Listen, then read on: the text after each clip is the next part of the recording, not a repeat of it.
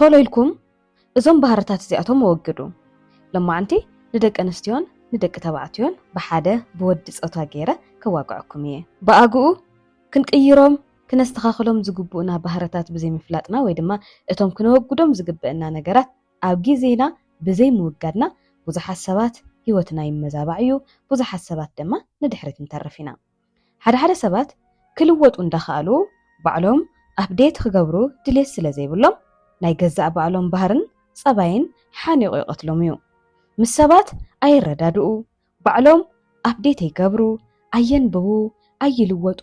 በቃ ሕማቕ ባህሪኦም ከመ ቅዋም ዝሕዙ ብኡ ድማ ዝኽርዓርዑ ብዙሓት ሰባት ኣለውና እዮም እዚ ግና ነቲ ሰብ ጥራሕ ህይወቱ ዘበላሹ ዘይኮነስ ኣብ ዙርኡ ንዘለዉ ሰባት እውን ዝሃስስ ስለ ዝኾነ እየ ልማዓንቲ ብሰፊሑ ክነዋግዕ ደልየ ዘለኹ ኣብዚ ብወዲ ዝግለጽ እንተኾይኑ ወላ ንኽልቲ ጾታ ዝምልከት ስለ ዝኾነ ክልቲኦም ጾታ ብዝግባእ ክትሰምዑኒ ይላበየኩም ሰላም ኣነ ሄለና እየ እንኳን ኣብ ዲኖና ማይንድሴት ኤንድ ሂሊንግ ስፔስ ብድሕና መጻኹም ልማዓንቲ እውን ከምቲ ዝብለኩም ዘለኹ ሰባት ክገድፍዎም ዘለዎም ክቕጽሉ ዘይግብኦም ባህርታቶም ብሰፊሑ ክነዋግዕ ኢና ምናልባት እዚ ሓሳብ እዚ መምሃሪ ኢልኩም ተሓሲብኩም ላይክ ግበርኢኹም ናብ ካልኦት ንኽባጽሕ ድማ ሼር ግበርኢኹም ንነብስና ዘጥቅዑ ሕማቕ ባህርያት ክነወግዶም ዘለና ነገራት እዞም ልምድታት ብዙሓት እዮም እዚኣቶም ኩሉ ግዜ ሓደገኛታት ኣይመስሉን እዮም ምኽንያቱ ምሳና ስለ ዝነብሩ ቀስ ብቐስ ግና ስልጣንና ወይ ድማ ሓይልና ንጹርነትና ክብርና ኣነነትና ይሰርቁና እዮም ካብቶም ዝሰርቁና ባህርታት ዝተወሰነ ልማዓንቲ ከዋግዐኩም ቀዳማይ ኣተሓሳስባ ግዳይ ወይ ድማ እዚ ቪክቲም ሜንታሊቲ ዓይነት ማለት እዩ ናይ ተጠቃዓይነት ስምዒት ወይ ከዓ እዚ ቪክቲም ሜንታሊቲ እንድሕር ሃልዩካ ኮይኑ ኣወግድ እዚ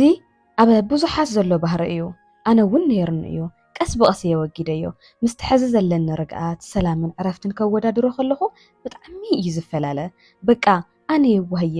ኣነ ቅንዕቲ እየ ሰባት ግን ይጎድኡኒ ክጥቀሙለይ ይደልዩ ግን ኣነ ሰናይ ሰብ እየ ንሰባት ጽቡቕ ነገር እየ ዝሓስብ ዝኣምን ዝገብርን ሰባት ግን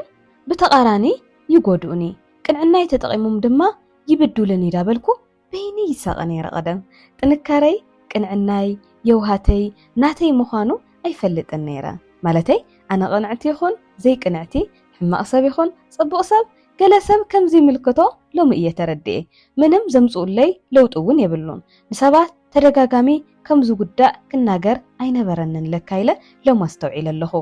ኣነ ቅንዕቲ ምዃነይ ንባዕለይ ንሄለና ክዛረብ እምበር ንሰባት ክዛረቦም ግዴታ ከም ዘይብለይ እውን ሎሚ እየ ሙሉእ ብምሉእ ተረድኤ ዘለኹ ኩሉ ነናይ ባዕሉ ዝሓልፉ ህይወት ኣለዎ ኣነ ግና በይነይ ዝሳቐ ኣብ ዙርያ ዘለዉ ሰባት ግን ማንም ሰብ ዘይጎድኦም ጠንካራታት ዓበይትታት ገይረ ይሓስብ ስለ ዝነበርኩ እየ ብዙሕ ግዜ ኣነ ብቻ ቪክቲም ከም ዝኾንኩ ዝሓስብ ዝነበርኩ ኩሉ ግዜ ተጎዳኢት ምዃነይ ንሰባት ምንጋር ንግዝኡ ሚጽ ካብ ምባል ወፃኢ ጥቕሚ የብሉን ሕስብ ከብሎ ከለኹ የስሕቐኒ ዋይ ኣነ እንታይ ኣለዎ ቀዲመተ ትፈልጥ ይብል ግን ጸገም የለን ኩሉ ኣብ ግዝኡ ጽቡቕ ስለ ዝኾነ ነቲ ዝሓለፍክዎ ህይወት ሕዚ ዘማረረሉ ሸቐምቆም ዝብለሉ ነገር ዘይክህል ይኽእል እዩ ግን ድማ እቲ ዝገብሮ ዝነበርኩ ትኽክል ኣይኮነን ህይወት ዝተፈላለየ መልክዕ ኣለዋ ግን ንሓልፈሉ መንገድታት ዝተፈላለዩ ክኸውን ይኽእል እዩ ኩሉ ግዜ ተጎዳኢ እየ ምባል ገዲፍካ ኣብ ካልኦት ሰባት እውን ከም ዝበጽሕ ተኣሚንካ ሰላም ትኾን ዕረፍቲ ስምዕካ ትድሕን ድማ ህይወት ንዓና ጥራይ ከም ዝተፈጠረት እምበር ብኣና ፈጺማ ከም ዘይተፈጠረት ክነዋግዕ ኣለና ክንኣምን ኣለና ክንነብሮ ኣለና ክደግመልኩም እየ ህይወት ንዓኺ ጥራይ እምበር ብኣኹም ፈጺማ ከም ዘይተፈጠረት እመኑ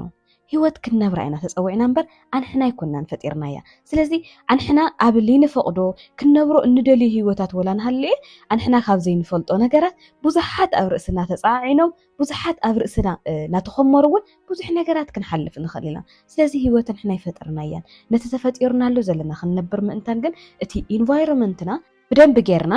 ክንመሃሮን ክንነብሮን ኣለና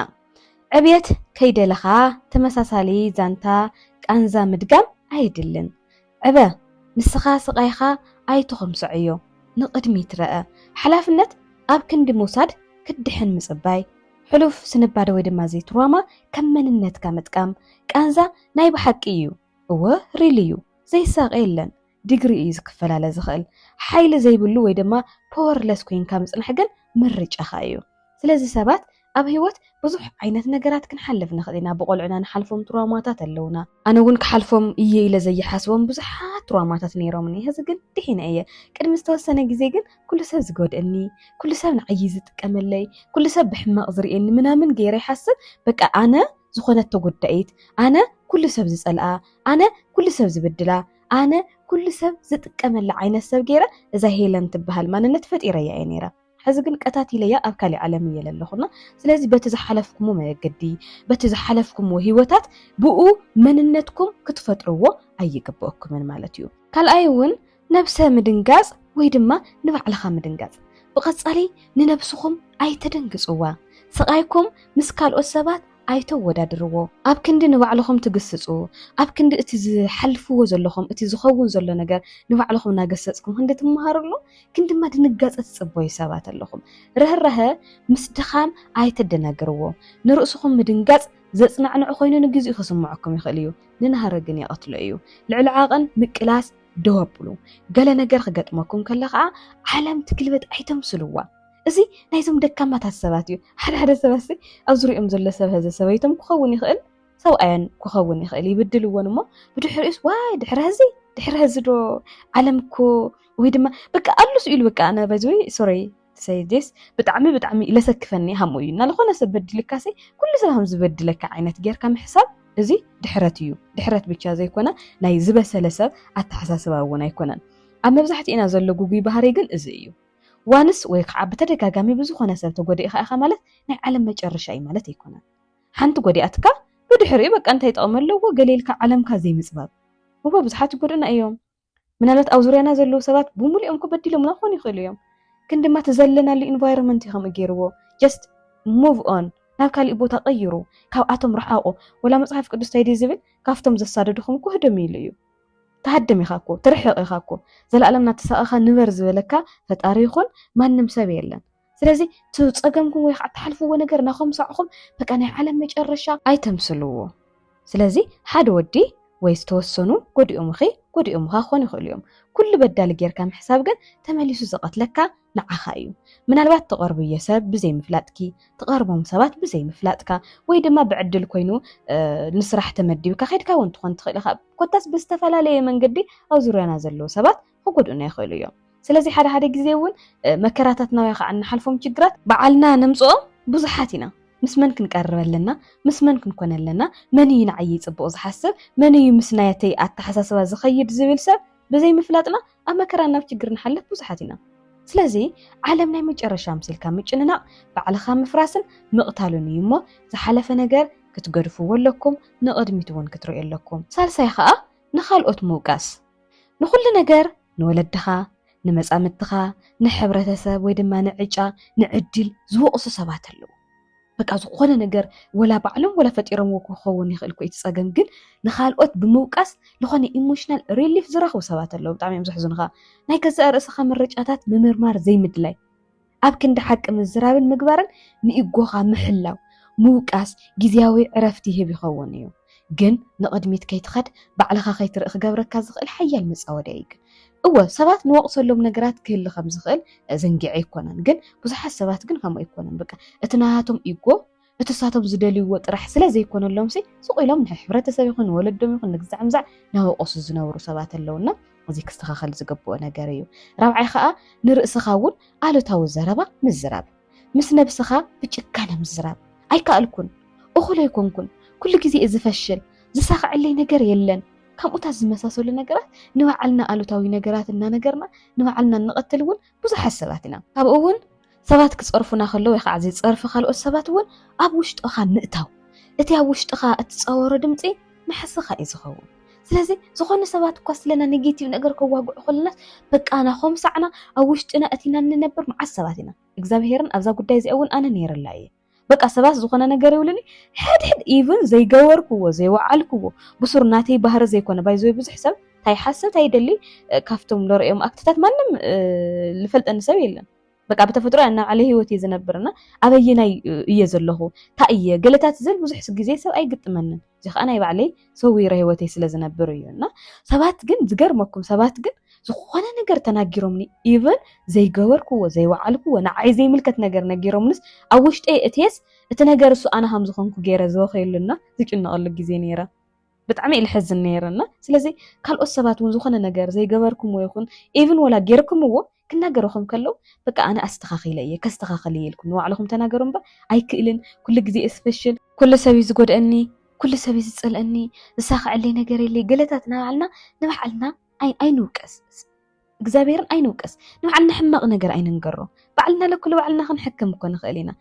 even أمرنا يخون لبناكو كبانا ونكو صبوا نجر كسمع دليو سبات ليه بقى أختي لمنسي أنا نوعلي مزي أنا ليه ويكون نساتم بعلم زفت أرو نجرينا لك من رجع تخلي خاننا إنه بتي تحلفوا وزلكم نيجاتيف يكون بوزيتيف إن هيوتكم من جدي ما مسجن تخونوا بزلكم من بزي بالكم من مسجن من اللي ممر حد سبات نخمس جنوي دم نخمس جنسي جدا عبي نجر عب هيوتهم كفتر يدلوا إزيجن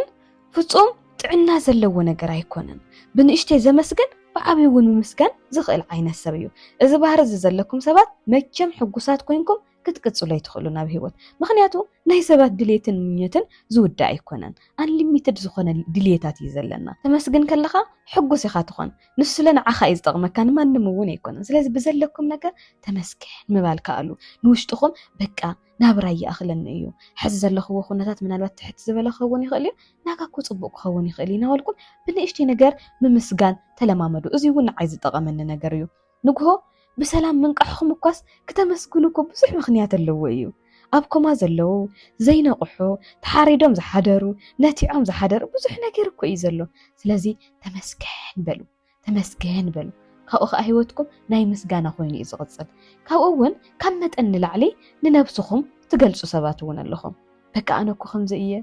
خمزية أزي مستي إيجو يخ عمستهم ناي نارسيستات عينت بهر زتحزي كونسي لزي يردو خاسبات لعقن سلبع على خامس زراب نمال دليئينا دوباتكم أولردي زساقروان زتحاسوان سبات كتقلصوا لهم تفتنوا أولردي كو رقيس أموغم يوم كابتهم زي خبروخم لما فقادوا يخ عزا إزي أبروفال دي زبهال لخوانا إشيتال وعلو كترخو تدليو واقعها أبكن دمتقبال مكلخال حوي ننفس خانة مكلخال فقاد آيد لي كان يو تبعت رحبلي سلازي كمت أن اللعلي نسبات سلوا علىكم أي تواقعوا بصح السبات يبدلون أمسي أنا كم زيكم كون أنا كزيكم كون من نالك نارد أخي يزوع النيرة حزوا هنا حسوا خلوا خجن بقى قال لكم مش واي كما إيه جنز حلفوني الرز جيزي قلي بنهم تزول لكم ما بالعلي كلنا جرب جيزي صبايو أو جيزي بقى بتي سمعت سيز من رح نيرة جست حليف اللي هو زي هاللغنا كم أي تخوني أخم نفسكم بعلهم بتجاههم تكلخلوا كمان نمون فقاد نايم صباي قديتا يقولكم كابون فرح متشت كازب بهالله كبيد علال مهدام سلام كان محلا وسقطها ممراز لوطي زفرح سلازخنا ابا مرزما كنتات مصناح ابيت كل جزي مجمرتا زي متشوت يحتتينا بزح حسابات زخنا كبيد زخنا نجر علالات زفرحلو منيو زخنا سب أواقعنا نيرو سبيتي نعست نواقع إلى حتى نخلص يدنقص إلوكا لما تاي زخنا نقرت واقعني challenge زيك قبراي خليه اللي بمحساب مالتي خون قني بلون منهم زفرح نقري لن سلازي سلامكم من محلا وسقيت بالو أو زخنا بفلاي أب partnership خون يخل أب relationship أو زلكم ركبات كل جزء خد فرح يولكم بقى تقات أمو في تقات أمو تأي محزس بأي لما عنتسي بزخنا قد دايخنا واقعية تصبيني كذا قاب جزء خيت وز ودما زخنا سرح خيت حزتيلونس منهم زقبركم ونقرت زي هالليس تأي زفرح نقرني يعني جن زيتاس اللي نفرح جن نجاراتنا بسقطان نمرح جن بزح حساباتنا أنا كخون يبلون مالتي كاب كبيت سخونة علال كاب كبيت سخونة وقعتات أي تدم وزي ونوع علىكم زقط لكم مالتي كاب أول سباتنا محقوس مدلي إنها تقطع خون هو مبال دس كيف لك كان هالليون إيش مبال تقبل نمركب نفس خامس وقت مقبار صبق مخانو مسوحس مخان مد نجار تخكلنيا زي كنا نجار مستي تخكلنيا مد نجار كم عينت بهرتاتون اللون نأزي دوكو نبلو زقبنا نجاريو نفسها كفيلك الترخب وتقبل النت بدعم خبيديو كتنقق زلكمون نزيو زي ملكتك نجار زي مقبار ويتقبرتها اللخا حج قدف أبا سبات هيوت حداقي قمادي زمسلكم سبات كاللخم نسخا سلزلخا نهيوتهم عابي حلاف الناس زلكم مسيلو زسمعكم أي تتاللو ምናልባት ኣቦናን ኣደናን እቲ ዝሓለፍዎ ህይወት ደጊምና ከይንሓልፎ ኢሎም ብዙሕ ነገር ክፅዕሩ ይኽእሉ እዮም። ብናታቶም መንገዲ ክንከይድ ምእንታን ኢሎም እውን ክፅዓኑና ይኽእሉ እዮም። ካሊእ ሰብ ግን ኣብ ህይወትና ከምዚ ናይ ምግባርና እስኻትኩም እውን ኣብ ካልኦት ሰባት ከምኡ ናይ ምግባር ግዴታ የብልኩምን ንባዕልኹም ኣይትቕተሉ። ኣብ ህይወትኩም እምበር ኣብ ህይወት ካልኦት ሰባት ዋና ተዋሳእቲ ኣይትምሰሉ፣ ግደፉ። ኣብ ናይ ሰባት ህይወት ኣይትፈትፍቱ። ንስኻትኩም ኣብ ህይወትኩም ዋና ተዋሳእቲ ጥራሕ ኢኹም። ኣብ ካልኦት ምናልባት ሓገዝቲ ክትኮኑ ትኽእሉ ኢኹም፣ ኣቕንዕቲ ክትኮኑ ትኽእሉ ኢኹም፣ ዋና ተዋሳእቲ ግን ኣይኮንኩምን ኢለኩም እየ። ምናልባት ኣብ ህይወትና እኳስ ዋና ተዋሳእቲ ኮይኖም እስካብ ዘላለም ክቕፅሉ ዝኽእሉ ወለድና እዮም። ምክንያቱ በቃ ኩሉ ግዜ ህፃናት መሲልና ስለ ንስምዖም። ካብኡ ብዝዘለለ ግን ኣብ ካልኦት ሰባት ሓዳግ ጎማዲ ገይሩ ዝስምዐካ ሰብ እንተሃሊኻ ደወብል ኢኻ። ስለዚ ልዕሊ ዓቐን ንሰባት ኣይትንበሩ። ብጀካ ንስኹም ህይወቶም ዝዕርዩሎም ዘየለ ሰብ ዝመስለኩም እውን ግደፉ። እዚ ባዕልኻ ምትላልን ንሰባት ምንባርን እዩ። ማንም ድማ ንሰባት ክነብር የብሉን። ኣብ ፌስቡክ ገፀ እውን ኣብዚ ስክሪንሾት ከቐምጠልኩም እየና ብዛዕባ ሃምኡታት ይሰርሕ እየ ፈለው ምግባር ትኽእሉ ኢኹምና ብዛዕባ እዛ ጉዳይ እዛ ሰሪሐ ነይረ። ብዙሓት ሰባት ከመይ ጌርክ ንሰባት ኣይትንበሩ ትብልና ኢሎም ብዙሓት ሰባት ተቃዊሞምና ነይሮም። ርኢኹም ብዙሕ ሰብ ንባዕሉ ኣይኮነን ዝነብር ዘሎ፣ ብዙሕ ሰብ ዝነብር ዘሎ ንሰብ እዩና። ኣነ ግን ይብለኩም ኣለኹ ንሰባት ኣይትንበሩ። ንሰባት ትነብሩሉ ነገር ከመይ እዩ? ንዓኣቶም ብምሕጋዝ ዘድልዮም ነገር ተሃልዩ ብምሕጋዝ እዩ እምበር እሳቶም ንዝደልይዎ ህይወት ባርያ ኮንኩም ናይ ምንባር ባርነት ናይ ምቕባል ግዴታ የበልኩምን ደወብሉ። ካብኡ እውን ስምዒታዊ ግብረ መልሲ እንሓረቕካ ምዝራብ፣ ኣብ ስምዒታዊ ህቡብላታት ውሳነታት መሃብ ማለት ብጣዕሚ ስምዒታዊ ኮይንካ ንሃለኻስ ትፈልጡ ዶ ትኾኑ? ምናልባት እዚ ፕሮግራም እዚ ብዙሓት ዓበይቲ ከም ተከታተልዎ ብፌስቡክ ብፍላይ ርኢቶት ይሁን ኢኹም ብውሽጥና ብጣዕሚ ኣብ ሓዳር ኮይኖም ይኹን ኣብ ገለ ኮይኑ ይኹን ብዝኾነ ነገር ተናዲዶምስ ፍትሕኒ ክፈትሐካ የገለ ዝበሃሉ ሰባት ኣለውና ብስምዒት ኮይንካ ውሳነ ኣይውሰነን። ቢቴክ ኬር ካልኦት ንመንፈስካ ክቆፃፀሩ ምፍቃድ እውን እዚ እውን ስምዒታትካ ተቆፃፀሩ እምበር ብስምዒታትካ ክቆፃፀሩኻ ኣይተፍቀድ ኢኻ። ፈለማ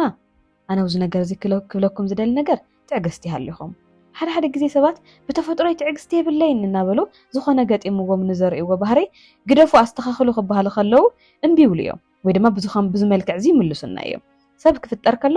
ትዕግስቲ ዘለዎን ዘይብሉን ተባሂሉ ይኮነን ዝፍጠር። ርግፅ እዩ ብተፈጥሮና ንረኽቦም ነገራት ኣለዉ፣ ዝበዝሑ ግን ብተፈጥሮ ዝረኸብናዮም ዘይኮነስ ካብ ኣተዓባብያና ካብ ማሕበረሰብ ካብ ሃይማኖት ይኹን ግዛዕ ምፅዓት ዝተፃዓኑና እውን ብዙሓት ነገራት እዮም። ስለዚ ኣነ ትዕግስቲ ይፈጠረለይን ኢልካ ምስ ሰባት ምበኣስ፣ ኣቑሑ ምስባር፣ መንደቕ ምውቃዕ ኮታስ ብዙሓት ተግባራት ምርኣይ ናይ ዘይበሰለ ባህሪ እዩና ባዕልኹም ምግዛእ ምቁፅፃር ኣድላይ ይኽብለኩም ይደሊ። ካብኡ እውን ኣብ ህይወትኩም ኣብ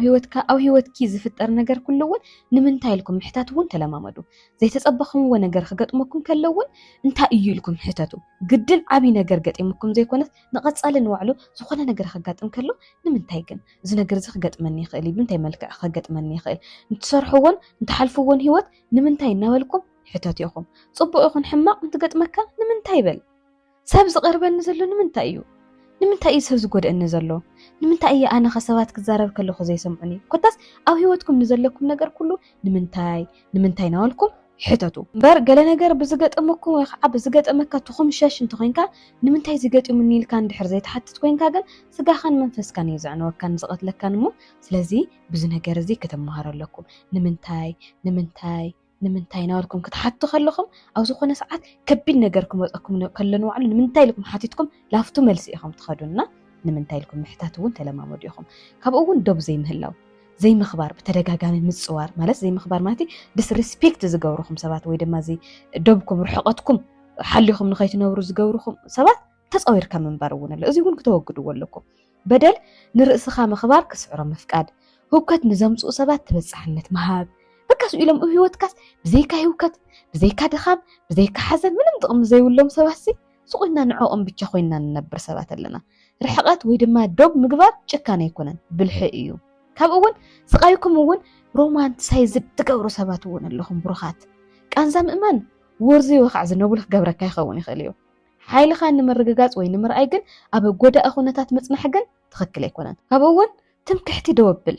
ኩሉ ግዜ ንስኻ ጥራሕ ላዕለዋይ ክትኮን ኣይትድለን። ንሰባት ዕድል መሃብ እውን ተለማመዱ። ቦታ ሃብ፣ ሓሳብ ተቐበል። ኩሉ ግዜ ኣነ ጥራሕ እየ ትኽክል፣ ኣነ ብቻ እዩ እዚ ነገር እዚ ከስተኻኽሎ ዝኽእል ምናምን እናበልካ ምንባር እዚ ትኽክል ኣይኮነን ማለት እዩ። ጎበዝ ተዛራቢ ክትከውን ትኽእል ኢኻ፣ ጎበዝ ሰራሕተኛ እውን ክትከውን ትኽእል ኢኻ። ግን ድማ ዕድል መሃብ ተለማመድ። ኣብዚ ምድሪ እዚ በይንኻ ይኹንካን ዘለኻ أمدر دكا ما تلو حمو ما تلو بزح نجرة زلوا ملو سزي أنا تخكل رحية تبلسب أي تخون كالوت نمسمعون دلوك خون تكون على كمالتيو كابون